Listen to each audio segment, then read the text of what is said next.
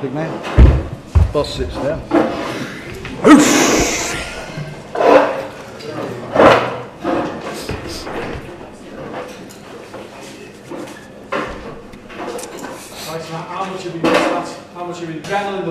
That was excellent, you know. I really enjoyed it. I can't put into words how much I enjoyed the comeback. It was like having a debut again. I was ecstatic, you know. The crowd showed a very fantastic support, and I was over the moon with everything.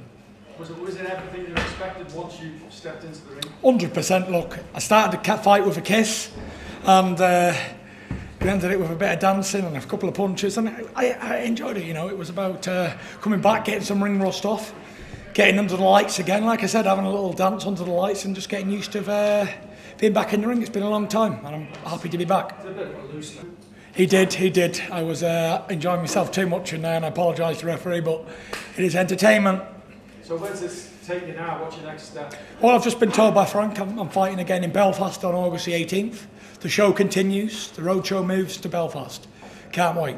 And is that enough, what you've done tonight, to do it again, step up? 100%. Listen, the opponent was quite short, and he was light, which meant he was quick. He didn't come to fight, basically. He came to run around the ring and enjoy himself, basically. I opted for a bigger opponent, but we couldn't really get anybody. There was nobody available. So we took Seferi, had a good record and tough chin, and he took me a few rounds. I was happy with it. Very happy, actually. You wanted more? Listen, I was prepared to do 10, 12, 25. But I wasn't like maximum nervous, but I'm not going to say I wasn't nervous. After so long, and you're like going under the lights again and being the main event and big crowd, it was a bit dodgy, really. But listen, I enjoyed it. I wouldn't change a thing. I was happy with how everything went. On to the next one. I won 26-0, 19 inside. Not a mark on me. I'm going to go home tonight and have a pizza and then get back on it tomorrow. It was what it was, to be honest. He took a couple of hard punches and he didn't fancy it, did he? He told his corner not to send him out for round 5.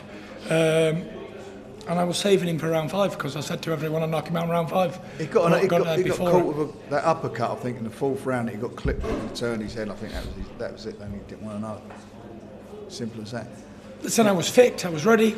Could have fought anybody. I was happy with the performance. Very happy with the performance. On to the next one.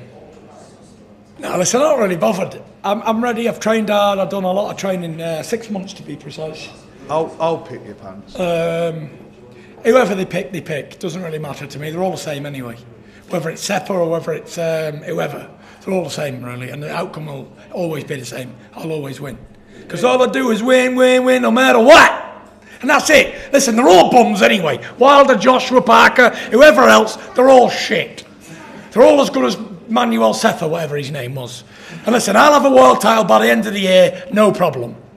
And if you liked it, thank you very much. And if you didn't like it, well, blame Ben. And that's it. Because he told me to do it, didn't you, Ben? Tyson, with the weight, how much does fatigue Tony Bellew fight? How realistic is Tony Bellew? Well, it's up to Tony Bellew. Listen, I want someone big. Small ones, I don't like them. Big. Look at Joshua Wilder, they're all over 6'5". So I've got to prepare for people like that. I understand. Big guys. Big, slow, ugly fellas. That's who I want. Yeah. Sorry? I'm pretty realistic from the beginning. I told everybody from the beginning, don't think we're going to be pulling in big names for his first fight. He's going to have a few fights to get the rust out of his system, and that's how we move forward. We picked Manuel Char simply because we picked Sefer Seferi because he fought Manuel Char and he'd gone 10 rounds with him, and that's what I was looking for. Somebody who'd gone some rounds. As soon as he got clipped, he got that uppercut. I think it was in the 4th round, and then obviously he sat out. Which I've got to be honest, I was a bit disappointed with. But I suppose I see where they were going with that. Frank wanted him sprawling on the canvas, Frank, didn't you? Yeah, Another 10 seconds. See you get some more rounds under. And realistically, I don't care what anyone says. He says it himself. Nervous for the couple of rounds. Coming into that crowd. I think that's the best reception he's had. And if I'm brutally honest, I could have knocked him out 10 seconds. Really, could have done him in the first round. That's being honest. But what would that have done me? I got 4 rounds instead of 30 seconds, basically, and I enjoyed it. I got a good little 4 rounds in, and TV exposure, baby. Exactly. and he's got another stone and a half to shift. Yeah, there's still a bit So to there's, go. you know, losing all that weight, you know, it's draining.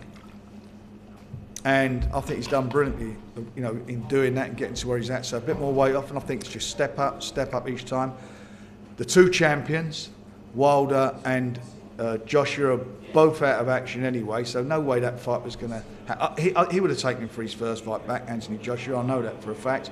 But Anthony Joshua's fighting Povetkin. I think Wilder's got his mandatory, so they're out of action. They'll fight this year. They won't fight again until next spring. And in the meantime, he's not sitting on his backside. We've got to just keep getting rounds under his belt and get him in more competitive fights, and that's what we're going to do. The next one's on the 18th of August at Windsor Park on a Carl Frampton bill, and I'm just looking forward to it. I'm looking forward to seeing him back in action. I know Ben and him are going to continue to work very hard in the gym, and they know they've got lots of things to work on.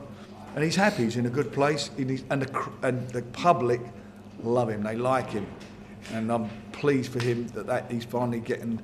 Can we get someone 7'10" next time, Frank?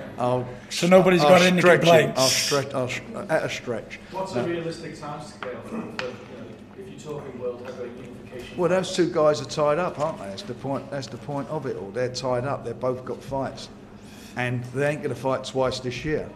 You know, he's made it very clear, Anthony Joshua, isn't he? He's fighting in the autumn. So if he's fighting in the autumn, let's say he fights in September.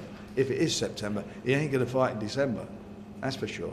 So it'll be, you've got to say how it is, not what all the rubbish people are putting out there. That is how it is. They are the facts. In the meantime, he's got to be busy, he's got to get fights, and it's stepping up each time, and we'll step up next time. And I want him to get some rounds. It's all about him getting rounds. It's all about getting in there, getting that rust out of his system.